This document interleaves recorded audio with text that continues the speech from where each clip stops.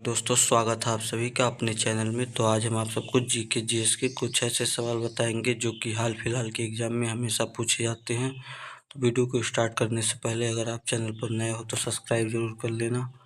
तो चलते हैं, वीडियो को स्टार्ट करते हैं। असम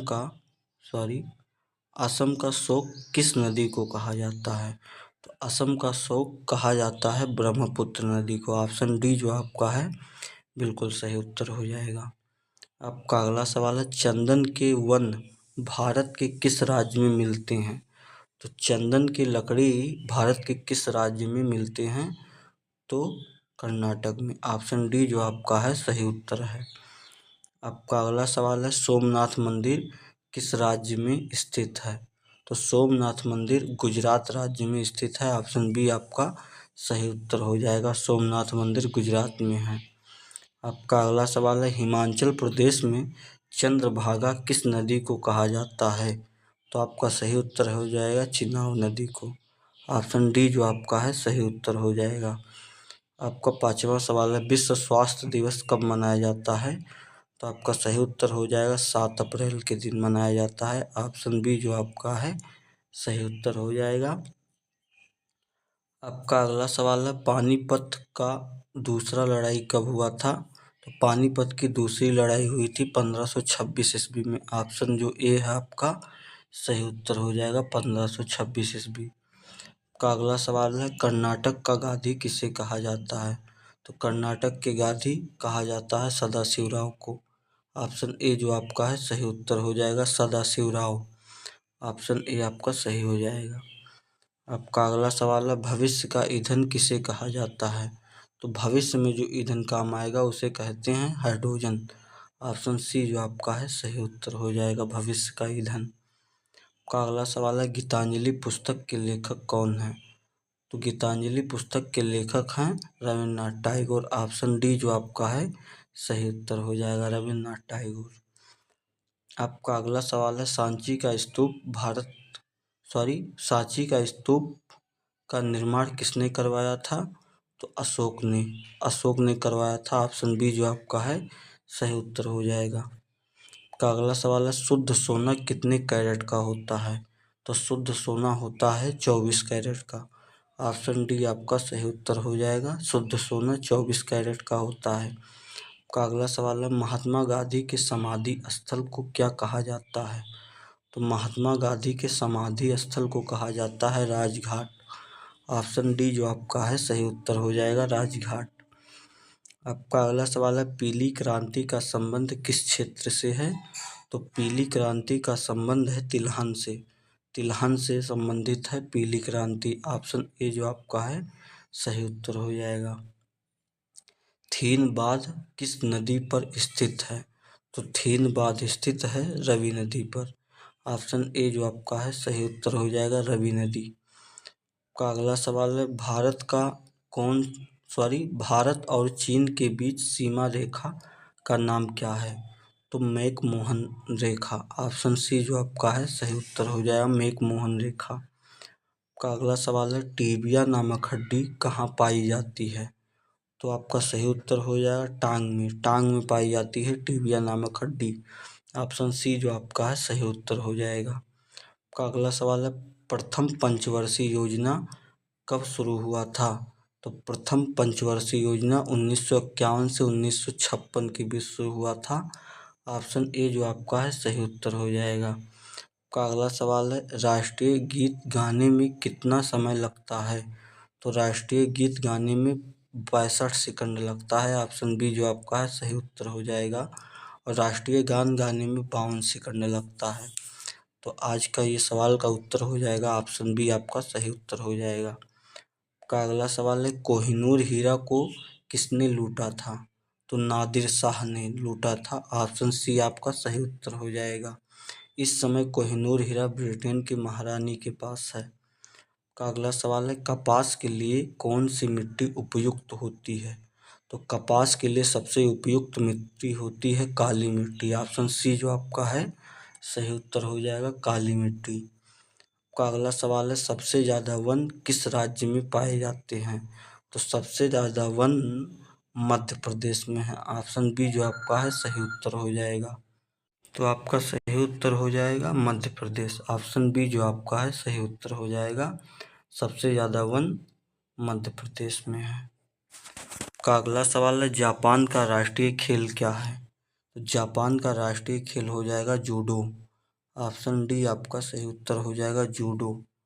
आपका अगला सवाल है, पोलो खेल का प्रचलन भारत के किस राज्य में हुआ था?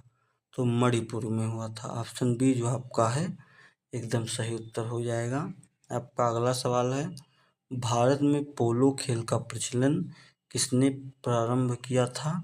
तो आपका सही उत्तर हो जाएगा तुर्क लोग ने। ऑप्शन ए जो आपका है सही उत्तर हो जाएगा तुर्क। आपका अगला सवाल है, कबड्डी खेल का जन्मदाता देश किसे कहा जाता है? तो भारत देश को कबड्डी खेल का जन्मदाता कहा जाता है। ऑप्शन सी आपका सही उत्तर हो जाएगा। शतरंज खेल का जन्मदाता देश किसे कहा जाता है? तो ये उत्तर हो जाएगा भारत। ऑप्शन ए आपका सही उत्तर हो जाएगा भारत देश। जापान खेल का शतरंज खेल का बादशाह जन्मदाता भारत है। आपका अगला सवाल है, क्रिकेट खेल का जन्मदाता देश किसे कहा जाता है? तो इसे कहा जाता है इंग्लैंड को। ऑप्शन बी जो आपका है सही उत्तर हो जाएगा। क्रिकेट खेल का जन्मदाता इंग्लैंड है। का अगला सवाल है, क्रिकेट के आधुनिक संस्करण सुपर मैक्स क्रिकेट की शुरुआत कहाँ हुई थी? तो आपका सही उत्तर हो जाएगा ऑस्ट्रेलिया। ऑप्शन बी जो आपका है सही उत्तर हो जाएगा ऑस्ट्रेलिया। का अगला सवाल है, पोलो में प्रत्येक पक्ष में खिलाड़ियों की संख्या कितनी होती है? तो प्रत्येक पक्ष में खिलाड़ियों की संख्या होती है 4। ऑप्शन सी जो आपका है सही उत्तर हो जाएगा 4। आपका अगला सवाल है, बेसबॉल में प्रत्येक पक्ष में खिलाड़ियों की संख्या होती है 9। ऑप्शन बी जो आपका है सही उत्तर हो जाएगा। बेसबॉल में प्रत्येक पक्ष में खिलाड़ियों की संख्या होती है 9। आपका अगला सवाल है, वॉलीबॉल की प्रत्येक टीम में खिलाड़ियों की संख्या होती है 6। ऑप्शन ए जो आपका है सही उत्तर हो जाएगा 6। आपका अगला सवाल है, बास्केटबॉल के प्रत्येक पक्ष में खिलाड़ियों की संख्या कितनी होती है? तो आपका सही उत्तर हो जाएगा 4। ऑप्शन सी जो आपका है 4 हो जाएगा। आपका अगला सवाल है, निम्नलिखित में से किस खेल की टीम में महिला तथा पुरुष दोनों खिलाड़ी होते हैं? तो आपका सही उत्तर हो जाएगा कार्फबॉल। ऑप्शन सी जो आपका है सही उत्तर हो जाएगा। आपका अगला सवाल है, दादा के नाम से किसे जाना जाता है? तो दादा के नाम से मेजर ध्यानचंद को जाना जाता है। ऑप्शन बी आपका सही उत्तर हो जाएगा। मेजर ध्यानचंद हॉकी के जादूगर थे। आपका अगला सवाल है, किसी अंतर्राष्ट्रीय फुटबॉल मैच की सामान्य समयावधि कितनी होती है? तो आपका सही उत्तर हो जाएगा 90 मिनट। ऑप्शन डी जो आपका है सही उत्तर हो जाएगा 90 मिनट। आपका अगला सवाल है, बोल वाल्ट का बादशाह किसे कहा जाता है? तो सर्गेई बुबाका। ऑप्शन बी जो आपका है सही उत्तर हो जाएगा सर्गेई बुबाका। आपका अगला सवाल है, क्रिकेट खिलाड़ियों के मध्य हॉलीवुड के नाम से जाना जाता है? तो सैनवान जाना जाता है। ऑप्शन बी जो आपका है सही उत्तर हो जाएगा सैनवान। आपका अगला सवाल है, ग्रेट डिलेर उपनाम से कौन अंतर्राष्ट्रीय क्रिकेट अंपायर जाना जाता है? तो आपका सही उत्तर हो जाएगा ऑप्शन सी आपका सही उत्तर हो जाएगा डेविड सेफर्ड। ऑप्शन सी जो आपका है सही उत्तर हो जाएगा। आपका अगला सवाल है, बॉम्बे बम्बर किस अंतर्राष्ट्रीय क्रिकेटर का उपनाम है? तो आपका सही उत्तर हो जाएगा सचिन तेंदुलकर। ऑप्शन ए आपका सही उत्तर हो जाएगा सचिन तेंदुलकर। का अगला सवाल है, लिटर मास्टर के नाम से कौन भारतीय क्रिकेट खिलाड़ी जाना जाता है? तो आपका सही उत्तर हो जाएगा सुनील गावस्कर। ऑप्शन सी आपका सही उत्तर हो जाएगा सुनील गावस्कर। का अगला सवाल है, टर्मिनेटर के नाम से जाने जाते हैं। टर्मिनेटर के नाम से जाने जाते हैं।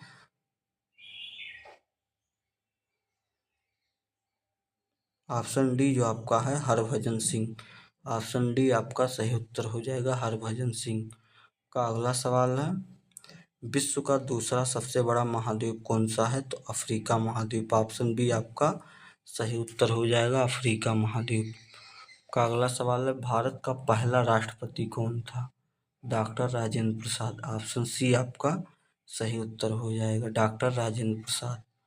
भारत का पहला उप राष्ट्रपति कौन था? तो भारत का पहला उपराष्ट्रपति था Radha Krishna, doctor S Radha Krishna. Option B जो आपका है सही उत्तर हो जाएगा। आपका अगला सवाल है, भारत का पहला प्रधानमंत्री। तो भारत का पहला प्रधानमंत्री था पंडित जवाहरलाल नेहरू। सही उत्तर हो जाएगा ऑप्शन ए पंडित जवाहरलाल नेहरू। आपका अगला सवाल है, भारत का पहला गृह मंत्री। तो भारत के पहले गृह मंत्री थे डॉक्टर राजेंद्र प्रसाद। डॉक्टर राजेंद्र नहीं, वल्लभ भाई पटेल थे। ऑप्शन ए जो आपका है सही उत्तर हो जाएगा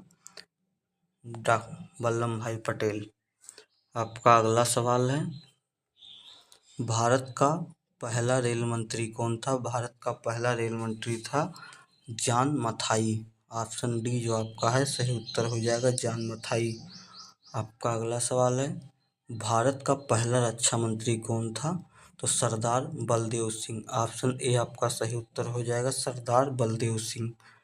आपका अगला सवाल है, भारत का पहला वित्त मंत्री कौन था? तो भारत का पहला वित्त मंत्री था आर के शनमुगम चेट्टी।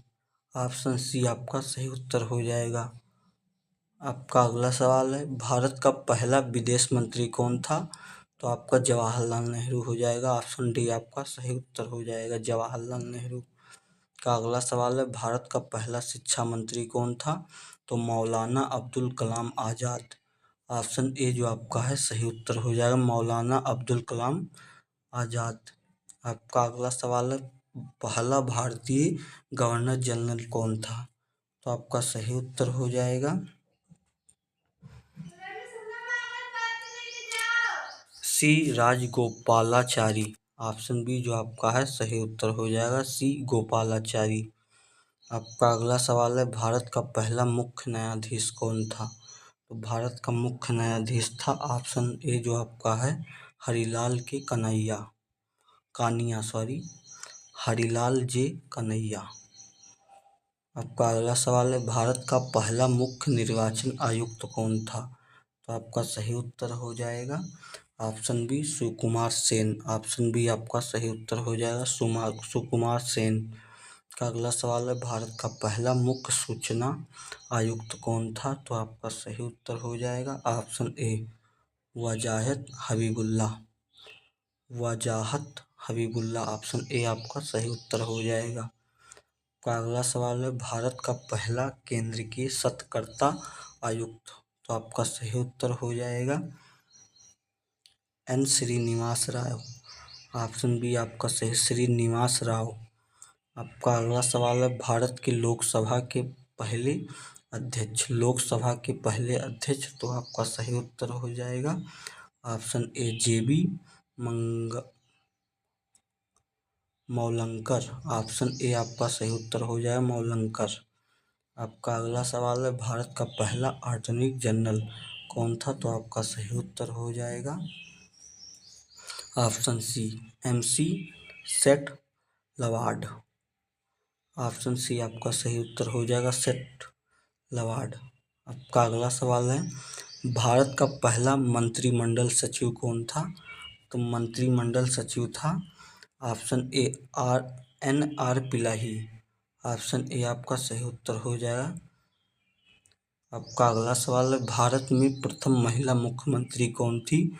तो सुचेता कृपलानी। ऑप्शन सी आपका सही उत्तर हो जाएगा सुचेता कृपलानी। आज की वीडियो में बस इतना ही, मिलते हैं किसी अगले वीडियो में। तब तक के लिए जय हिंद जय भारत, और चैनल को सब्सक्राइब जरूर कर लेना। जय हिंद।